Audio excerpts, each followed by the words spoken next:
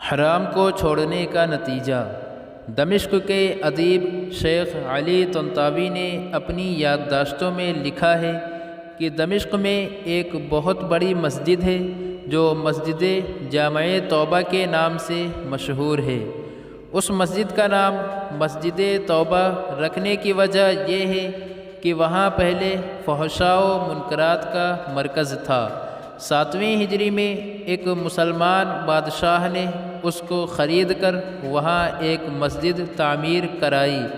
ایک طالب علم جو کہ بہت زیادہ غریب اور عزت نفس میں مشہور تھا، وہ اسی مسجد کے ایک کمرے میں ساکن تھا۔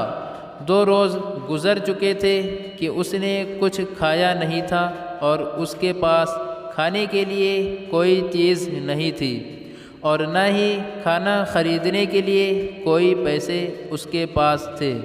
تیسرے روز بھوک کی شدت سے اس نے احساس کیا کہ وہ مرنے کے قریب ہے۔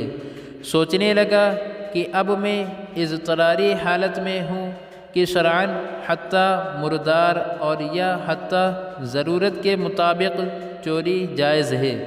اسی بنا پر چوری کا راستہ بہترین راہ تھی۔ شیخ طنطاوی کہتے ہیں یہ سچا واقعہ ہے اور میں ان لوگوں کو اچھی طرح جانتا ہوں اور اس واقعہ کی تفصیل سے آگاہ ہوں، اور میں صرف حکایت بیان کروں گا، نہ حکم کروں گا اور نہ ہی فیصلہ۔ یہ مسجد ایک قدیمی محلہ میں واقع ہے اور وہاں تمام مکانات قدیمی طرز پر اس طرح بنے ہوئے ہیں کہ ایک دوسرے کی چھتیں آپس میں ملی ہوئی ہے اور چھتوں سے ہی سارے محلے میں جایا جا سکتا ہے۔ یہ جوان مسجد کی چھت پر گیا اور وہاں سے محلہ کے گھروں کی طرف چل دیا۔ پہلے گھر میں پہنچا تو دیکھا وہاں کچھ خواتین ہیں تو سر جھکا کے وہاں سے چلا گیا۔ بعد والے گھر پہنچا تو دیکھا گھر خالی ہے، لیکن اس گھر سے کھانے کی خوشبو آ رہی ہے۔ بھوک کی شدت میں جب کھانے کی خوشبو اس کے دماغ میں پہنچی تو آہن ربا کی مانند اس کو اپنی طرف کھینچ لیا۔ یہ مکان ایک منزلہ تھا، چھت سے بالکنی اور پھر وہاں سے صحن میں کود گیا۔ فوراً باورچی خانے میں پہنچا، دیگچی کا ڈھکن اٹھایا تو اس میں بھرے ہوئے بیگن کا سالن تھا۔ ایک بیگن اٹھایا، بھوک کی شدت سے سالن کے گرم ہونے کی بھی پرواہ نہیں کی۔ بیگن کو دانتوں سے کاٹا اور جیسے ہی نگلنا چاہا تو اسی وقت عقل اپنی جگہ واپس آ گئی اور اس کا ایمان جاگ گیا۔ اپنے آپ سے کہنے لگا، خدا کی پناہ، میں طالب علم ہوں، لوگوں کے گھر میں گھسوں اور چوری کروں۔ اپنے اس فعل پر شرم آ گئی، پشیمان ہوا اور استغفار کیا اور پھر بیگن کو واپس دیگچی میں رکھ دیا اور جیسے آیا تھا ویسے ہی سراسیمہ واپس لوٹ گیا اور مسجد میں داخل ہو کر شیخ کے حلقۂ درس میں حاضر ہوا۔ بھوک کی شدت سے سمجھ نہیں پا رہا تھا کہ شیخ کیا درس دے رہے ہیں۔ جب شیخ درس سے فارغ ہوئے اور لوگ بھی متفرق ہو گئے تو ایک خاتون مکمل حجاب میں وہاں آئی۔ اس زمانے میں خواتین کا بغیر حجاب کے وجود نہیں تھا۔ شیخ سے کچھ گفتگو کی اور وہ طالب علم ان دونوں کی گفتگو نہیں سمجھ سکا۔ شیخ نے اپنے اطراف میں نگاہ کی تو اس طالب علم کے علاوہ کسی کو وہاں نہ پایا۔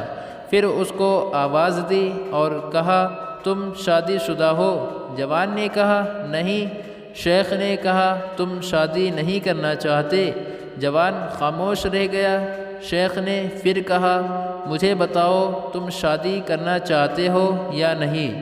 اس جوان نے جواب دیا، خدا کی قسم، میرے پاس ایک لقمہ روٹی کے لیے پیسے نہیں ہیں، میں کس طرح شادی کروں؟ شیخ نے کہا، یہ خاتون آئی ہے، اس نے مجھے بتایا ہے کہ اس کا شوہر وفات پا گیا ہے اور اس شہر میں بے کس ہے اور اس کا دنیا میں سوائے ایک ضعیف چچا کے کوئی عزیز و رشتہ دار نہیں ہے۔ اپنے چچا کو یہ اپنے ساتھ لے کر آئی ہے اور وہ اس وقت اس مسجد کے ایک گوشہ میں بیٹھا ہوا ہے، اور اس خاتون کو اس کے شوہر سے گھر اور مال وراثت میں ملا ہے۔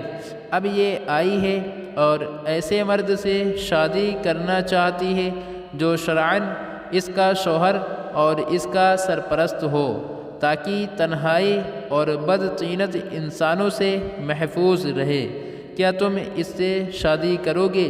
جوان نے کہا ہاں، اور پھر اس خاتون سے پوچھا کہ تم اس کو اپنے شوہر کے طور پر قبول کرتی ہو؟ اس نے بھی مثبت جواب دیا۔ شیخ نے اس خاتون کے چچا اور 2 گواہوں کو بلا کر ان دونوں کا عقد پڑھ دیا، اور اس طالب علم کے بجائے خود اس خاتون کا مہر ادا کیا، اور پھر اس خاتون سے کہا اپنے شوہر کا ہاتھ تھام لو۔ اس نے ہاتھ تھام لیا اور اپنے گھر کی طرف اپنے شوہر کی رہنمائی کی۔ جب گھر میں داخل ہوئی تو اپنے چہرے سے نقاب ہٹایا۔ وہ جوان اپنی زوجہ کے حسن و جمال سے مبہوت ہو گیا، اور جب اس گھر کی طرف متوجہ ہوا تو دیکھا کہ یہ وہی گھر ہے جس میں وہ داخل ہوا تھا۔ زوجہ نے شوہر سے پوچھا کہ تمہیں کچھ کھانے کے لیے لے آؤں؟ کہا ہاں۔ اس نے دیگچی کا ڈھکن اٹھایا اور بیگن کو دیکھا اور بولی عجیب ہے، گھر میں کون آیا تھا؟ اور اس نے بیگن کو دانتوں سے کاٹا ہے۔ وہ جوان رونے لگا اور اپنا قصہ اس کو سنا دیا۔ زوجہ نے کہا یہ تمہاری امانت داری اور تقوی کا نتیجہ ہے کہ تم نے حرام بیگن کھانے سے اجتناب کیا، تو اللہ نے سارا گھر اور گھر کی مالکہ کو حلال طریقے سے تمہیں دے دیا۔ بہت خوبصورت اور قابل تأمل۔ سبحان اللہ، جو کوئی اللہ کی خاطر کسی گناہ کو ترک کرے اور تقوی اختیار کرے تو اللہ اس کے مقابل میں بہتر چیز اس کو عطا کرتا ہے۔